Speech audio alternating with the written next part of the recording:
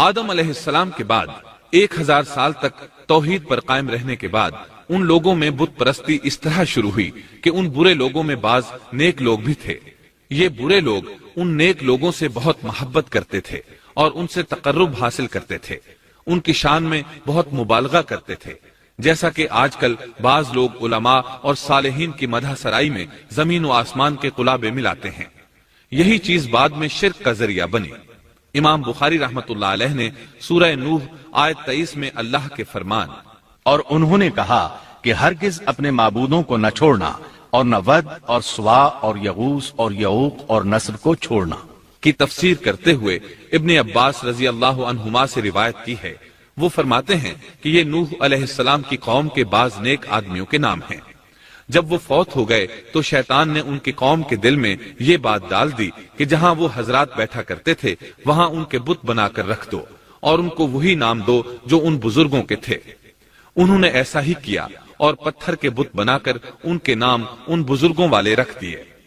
اس وقت تو بتوں کی پوجا نہ ہوئی، لیکن جب یہ لوگ فوت ہو گئے اور علم مٹ گیا تب ان کی پوجا ہونے لگی۔ ابن عباس رضی اللہ عنہما فرماتے ہیں نوح علیہ السلام کی قوم کے یہی بت بعد میں عرب میں پوجے گئے، یعنی ان نیک بزرگوں کے بت بنا لیے گئے اور آہستہ آہستہ ان کی پوجا شروع کر دی گئی، اور سب لوگوں نے ایک اللہ کی عبادت سے انکار کر دیا۔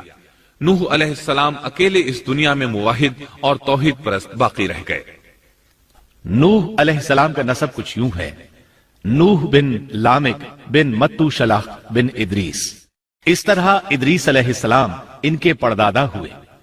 اس وقت لوگوں کی عمریں بہت طویل ہوتی تھیں، اس لیے ہم کہہ سکتے ہیں کہ ادریس علیہ السلام کئی 100 سال زندہ رہے اور نوح علیہ السلام 1000 سال سے بھی زیادہ عرصہ زندہ رہے۔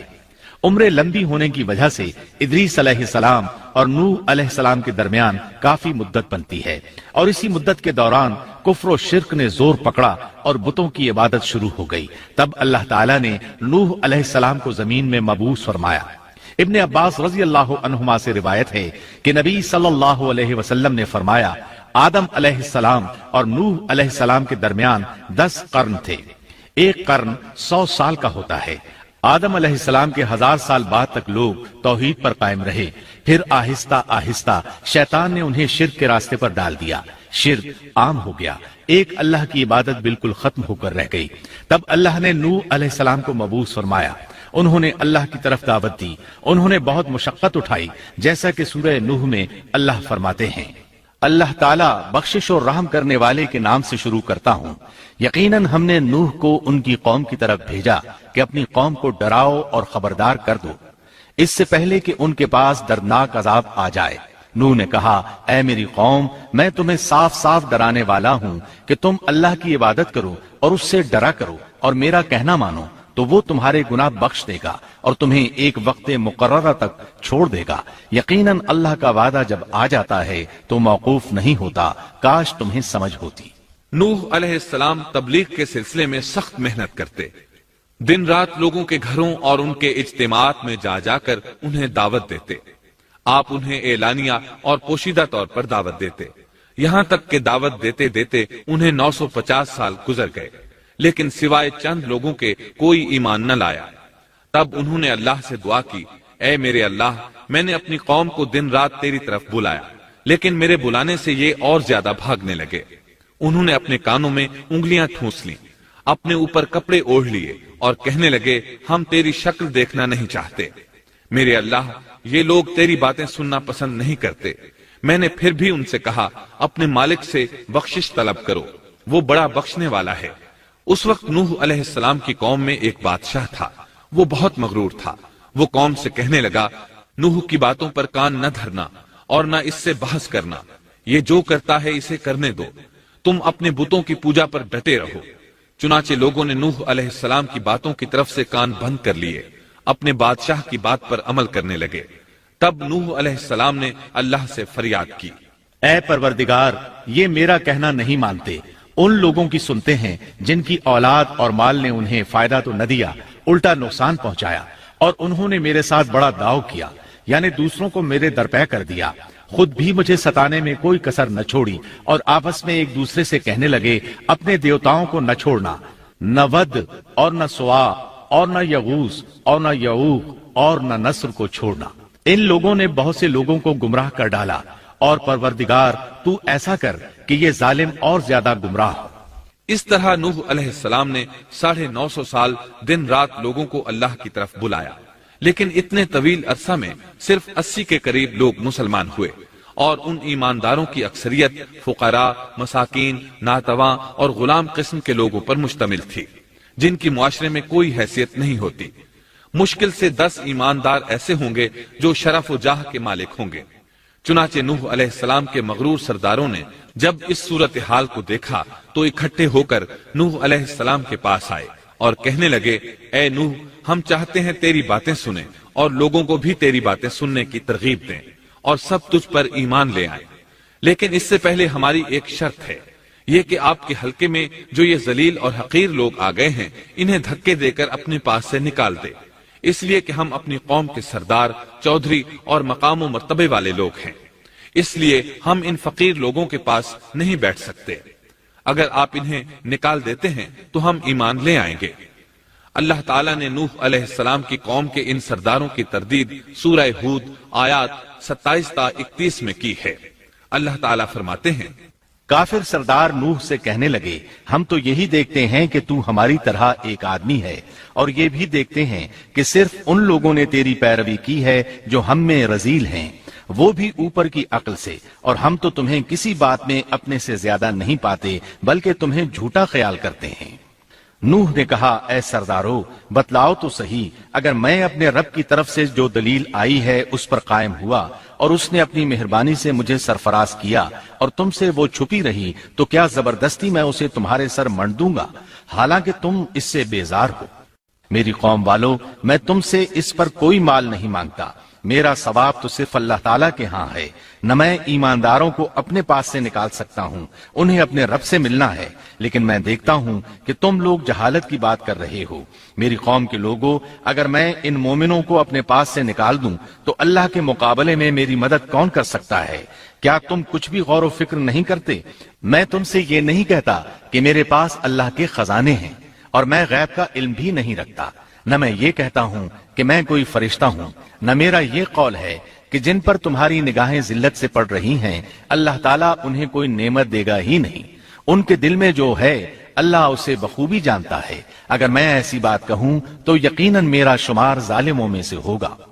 اس پر نوح علیہ السلام کی قوم اور اکڑ گئی اور وہ کہنے لگے، اے نوح، بس بہت ہو گیا، تو نے ہمیں بہت ڈرا دھمکا دیا، اب اگر تو سچا ہے تو جس چیز کا وعدہ تو ہم سے کرتا تھا اس کو لے آ۔ نوح علیہ السلام نے ان کی بات سن کر کہا، عذاب لانا تو اللہ کا کام ہے، اللہ کو کوئی عاجز نہیں کر سکتا، اور جب اس کا عذاب آ جائے گا تو کوئی بھاگ نہیں سکے گا۔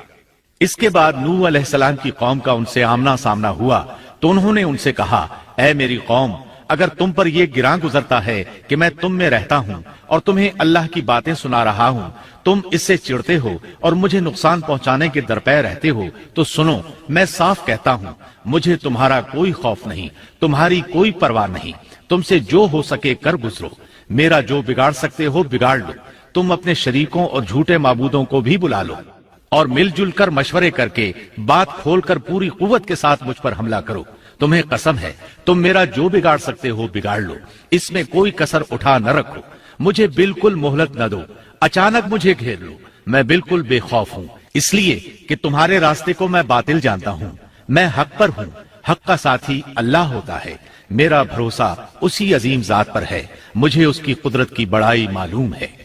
نوح علیہ السلام نے واضح الفاظ میں اپنی قوم کو چیلنج دیا، لیکن کسی میں طاقت نہ ہوئی کہ وہ نوح علیہ السلام کا مقابلہ کر سکے، چنانچہ کہنے لگے، اسے چھوڑ دو، یہ مجنون اور بے وقوف ہے، نعوذ باللہ۔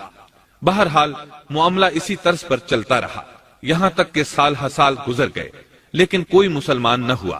پھر پہاڑ پر رہنے والے لوگ روز بروز برائی میں ترقی کرتے چلے گئے، اور جو لوگ شروع میں ایمان لائے تھے ان کے علاوہ اور کوئی شخص ایمان نہ لایا۔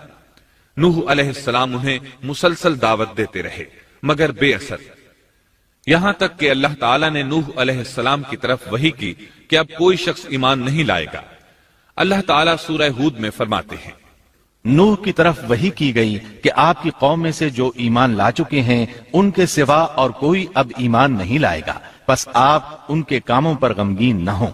मतलब ये था कि आप गम न करें, अल्लाह का हुक्म अब पूरा होने वाला है। गौर फरमाएं, नूह अलैहिस्सलाम के जज्बे को देखिए। मुसलसल 950 साल तक दावत देते रहे, लोग उन्हें झुटलाते रहे, लेकिन फिर भी उनसे नाउमीद न हुए। अब जबकि अल्लाह की तरफ से वही आ गई कि उनमें से और कोई ईमान नहीं लाएगा और किसी में ताकत नहीं कि उन्हें हिदायत अता फरमाए, तो नूह अलैहिस्सलाम नाउमीद हो गए और उन्होंने अपनी कौम पर बद्दुआ की। इसका जिक्र अल्लाह ताला ने सूरह नूह आयात 26 ता 28 में किया है। नूह ने कहा, ऐ मेरे परवरदिगार, तू रूए जमीन पर किसी काफिर को रहने सहने वाला न छोड़। अगर तू इन्हें छोड़ेगा तो ये यकीनन तेरे और बंदों को भी गुमराह कर देंगे और इनके यहाँ जो औलाद होगी वो भी बदकार नाशुक्रे होंगे। ऐ मेरे परवरदिगार, तू मुझे और मेरे माँ बाप को और जो भी ईमानदार होकर मेरे घर आए और तमाम मोमिन मर्दों और औरतों को बख्श दे और काफिरों को सिवाय हलाकत के और कुछ न दे। अल्लाह ताला फरमाते हैं कि जब नूह अलैहिस्सलाम ने हमें मदद के लिए पुकारा तो फिर हमने उसकी मदद की और उसे एक बड़ी कश्ती बनाने की वही की। लेकिन नूह अलैहिस्सलाम नहीं जानते थे कि वो इतनी बड़ी कश्ती कैसे बनाए और न ही वो बढ़ई थे कि इस काम से वाकिफ होते। इसलिए अल्लाह ताला ने उनकी तरफ ये वही की कि हमारी आंखों के सामने और हमारी वही के मुताबिक एक कश्ती तैयार करो। अल्लाह ने वही के जरिए उनकी रहनुमाई की कि वो इस तरह करें और मजीद तालीम के लिए जिब्राईल अलैहिस्सलाम को भेज दिया। वो उन्हें बतलाते गए कि इस तरह कश्ती तैयार करो। नूह अलैहिस्सलाम एक पहाड़ पर रहते थे। उनके इर्द गिर्द दरख्त नहीं थे, न पानी था। चुनाचे उन्होंने बहुत से दरख्त उगाए, फिर उनको काटा और पहाड़ पर बैठकर कश्ती तैयार करते रहे। आप बड़े बड़े तख्ते बनाते और लोहा लाते और उनसे कील तैयार करते, फिर उन कीलों को तख्तों में ठोकते, आपस में उन तख्तों को मिलाते, यहाँ तक कि एक बहुत बड़ी मजबूत और देव हैकल कश्ती तैयार हो गई। एक रिवायत के मुताबिक नूह अलैहिस्सलाम ने उसको 100 साल में तैयार किया। ये थी वो कश्ती जिसे नूह अलैहिस्सलाम ने अल्लाह की हिदायत के मुताबिक तैयार किया था। सूरतुल कमर आयत 13 में इरशाद होता है, और हमने नूह को